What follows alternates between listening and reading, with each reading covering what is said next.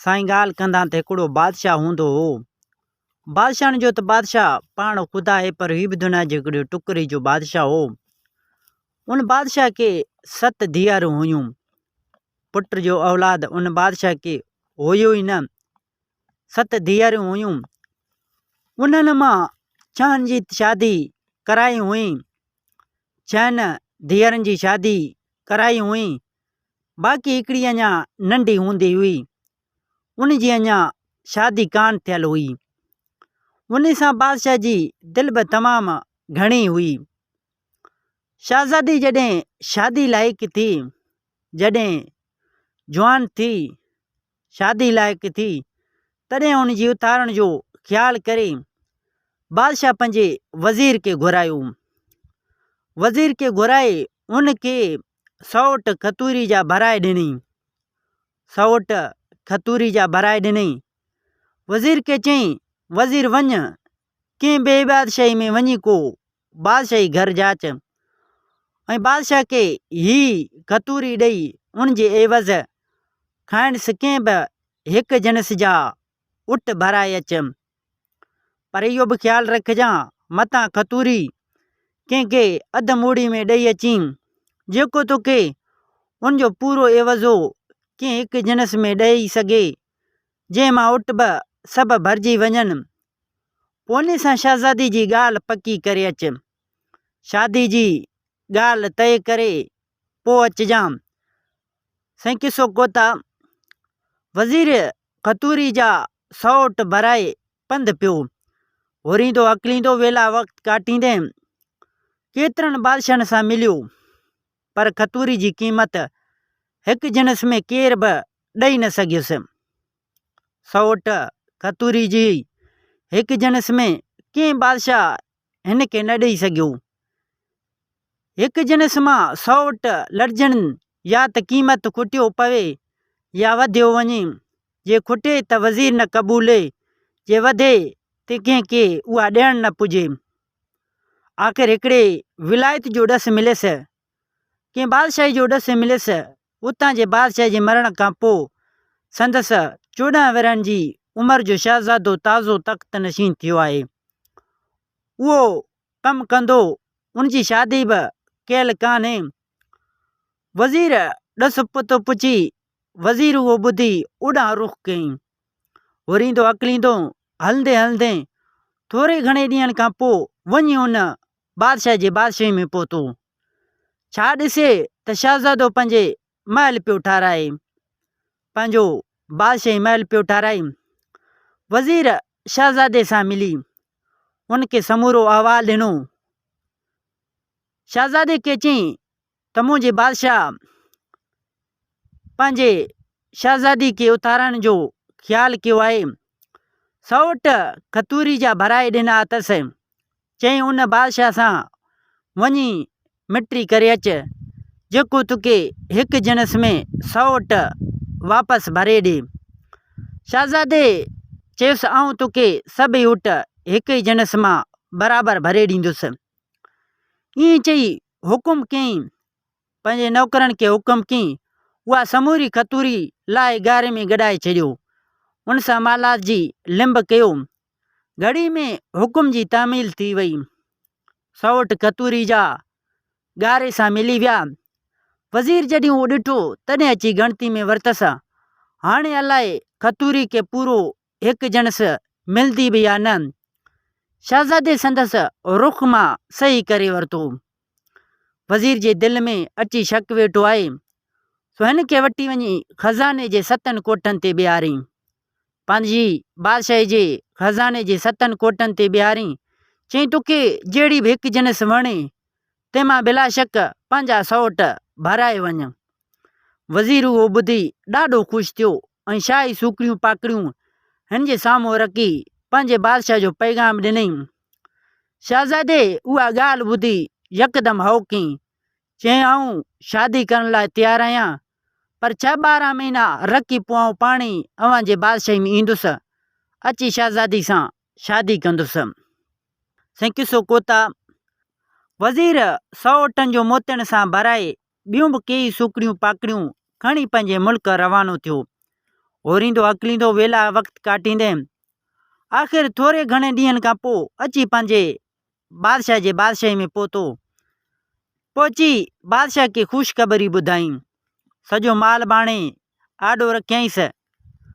बादशाह ॾाढो ख़ुशि थियो ऐं वेही शहज़ादे जो इंतज़ारु करणु लॻो। पर इंतज़ारु कंदे कंदे जॾहिं पूरा 12 महीना गुज़रिया, पूरो साल गुज़रियो, शहज़ादे मोही कान कयो। तॾहिं बादशाह पंहिंजे वज़ीर खे घुराए चयो। वज़ीर खे चयईं, वज़ीर तुंहिंजो उहो शहज़ादो त पैदा ई कोन थियो आहे, ज़ाहिरी कान थियो आहे, अलाए कहिड़ी ॻाल्हि आहे। वज़ीर अर्ज़ु कयो त बादशाह सलामत जेका हक़ीक़त हुई उहा मूं अर्ज़ु रखी, वधीक मुंहिंजे वस खां ॻाल्हि ॿाहिरि आहे। बादशाह वज़ीर जो उहो जवाबु ॿुधी पाण पंहिंजे सिर घोड़े ते सवार थी उन शहज़ादे ॾांहुं रवानो थियो। बादशाह होरींदो अकलींदो हलंदे हलंदे नेठि वञी उन शहज़ादे जे बादशाही में पहुतो। पुछा करण ते मालूम थियसि त शहज़ादे तख़्त ते वेहण सां पंहिंजो सभु माल वारी वांगुरु हथनि जी विथनि मां वाहे छॾियो ऐं बादशाही विञाए हाणे तगारी मथे ते खणी मज़दूरी पियो करे। अहिड़ी तरह टको कमाए टको खाए पंहिंजो पेट पियो पाले। उहो ॿुधी बादशाह हैरत में पइजी वियो, परेशान थी वियो। पुछा गुच्छा कंदे वञी शहज़ादे सां मिलियो। ॾिठईं त शहज़ादो बराबरि गप में लतो बीठो तगारी ढोए। बादशाह बि खाइण सां अहवालु वरितो। शहज़ादे खां अहवालु वरितईं, पर शहज़ादो शर्म खां कंध हेठि करे बीही रहियो। बादशाह पुछियसि, केतिरी मज़दूरी मिलंदी अथई? शहज़ादे जवाबु ॾिनो। बादशाह खे चयईं, बसि ईअं टको कमायां टको खावां, मुड़ी वक़्तु पियो गुज़रे। बादशाह चयुसि, चङो चङो, उहो टको आऊं तोखे ॾियां, तूं मूं सां गॾिजी हल। शहज़ादे विराणियो, अवी अॼु ॾींदा, सुभाणे केरु ॾींदो? अॼु त तव्हां खणी मूंखे टको ॾींदो, उन मां त मुंहिंजो गुज़र हलंदो, लेकिन सुभाणे मूंखे टको केरु ॾींदो? बादशाह चयुसि, तोखे मज़दूरी सां कमु, सो आऊं तोखे ईअं हरगिज़ कोन छॾींदुसि। शहज़ादे उहो ॿुधी खणी तगारी फिटी कई। तगारी फिटी कयईं ऐं बादशाह सां हलण लाइ तयारु थी बीही रहियो। उते बादशाह खांसि पुछियो, तुंहिंजा हेतिरा सारा ख़ज़ाना केॾांहुं विया, जो अहिड़ा हाल कया थी पंहिंजा?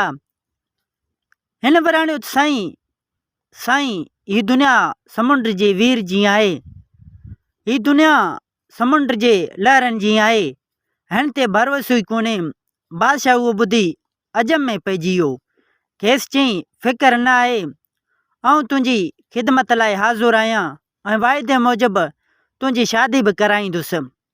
पोइ मां ॿिनि ज़ाल मुड़ुसनि लाइ ख़ासि महलात ठाराए नौकर चाकर मुक़ररु करे अव्हां खे ॾींदुसि, जिते अवी तमामु सुठी ज़िंदगी गुज़ारे सघंदा। शहज़ादे चयुसि, साईं अव्हां जूं लख महिरबानियूं, एहसान, पर मूं ते जेको निभाग छायल आहे सो ईअं न थिए जो उन जो असरु अव्हां ते न पवे। आख़िर घणी रदो बदल खां पोइ, घणी बहस खां पोइ बादशाह खेसि पंहिंजे मुल्क वठी वियो ऐं शहज़ादी सां संदसि शादी वॾे धाम धूम सां कराए खेनि हिकिड़ी महलात में खणी रहियाईं, जंहिंमें बाग़ बि शामिलु हो। खेसि धण भलियल मेहन जो बि ॾिनई, जन मां हिकिड़ी हिकिड़ी अधु मण खीर जो महल ते ॾींदी हुई। वेले ते अधु मण हिकिड़ी में खीर ॾींदी हुई, ॿियो माल मता तंहिंखां सवाइ कंहिं ॾिनई। मतिलबु त शहज़ादो ऐं शहज़ादी पोइ ॾाढे मज़े में ज़िंदगी गुज़ारण लॻा।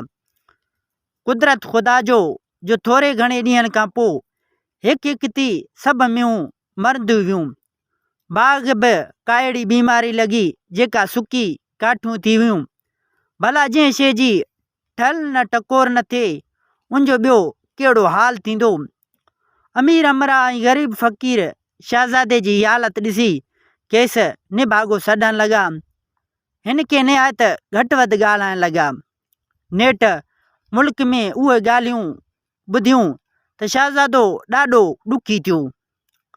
आख़िर हिकिड़े ॾींहुं ज़ाल खे चयईं त मुंहिंजे लाइ हाणे ॿुॾणु भलो आहे, ऐं वधीक नथो सही सघां। मां पंहिंजे अबे जी बादशाही विञायुमि। हिते बादशाह मूंखे एॾो सारो नवाज़े, पंहिंजी शहज़ादी परणाए ॾिनई, हिते बि मां पाण खे विञाए चुको आहियां। तंहिं करे मूंखे मोकल ॾे त जेॾां वञिणो आहे ओॾां हलियो वञां। ज़ाल चयसि ईअं वरी कीअं थींदो, जेकॾहिं उहा सलाह आहे त आउं बि तोसां गॾु हलंदुसि, जिते तूं उते आऊं। हीअ अञा उन गुफ़्तगू में हुआ त ख़बर मिलनि त बादशाह पंहिंजे ॿियनि 6 नाठियुनि मां हर हिकु हिकु अनाज जो जहाज़ जिनिस भराए कंहिं ॾूरां मुल्क ॾांहुं रवानो करण वारो आहे। उहो ॿुधी शहज़ादो बादशाह वटि आयो, पंहिंजे सहुरे बादशाह वटि वियो ऐं खेसि चयईं त जीअंदा क़िबला बादशाह सलामत, अव्हां 6 नाठियुनि खे हिकु हिकु जहाज़ जिनिस जो भराए ॾिनो अथो, मगर आऊं धारियो आहियां जो मूंखे तव्हां विसारे छॾियो आहे। बादशाह चयसि न बचा, अहिड़ी ॻाल्हि ई कोन्हे, तूं बि मूंखे उन्हनि जहिड़ो ई प्यारो आहीं, तुंहिंजो रुॻो चवण जी देरि आहे। शहज़ादे चयो पोइ मूंखे बि 7 जहाज़ अनाज जा भराए ॾे त वञी क़िस्मत आज़मायां, वञी वापारु करे अचां, मन मुंहिंजो क़िस्मत वरे। पर कन में बादशाह हिन खे बि 7 जहाज़ अनाज जा भरे शहज़ादे जे हवाले कया। बादशाह ॿियनि नाठनि खे हुकुम कयो त हिन शहज़ादे खां अॻु को बि पंहिंजो जहाज़ न हाकारे। साईं किसो कोता शहज़ादो पंहिंजा जहाज़ छोड़ाए उती हलियो।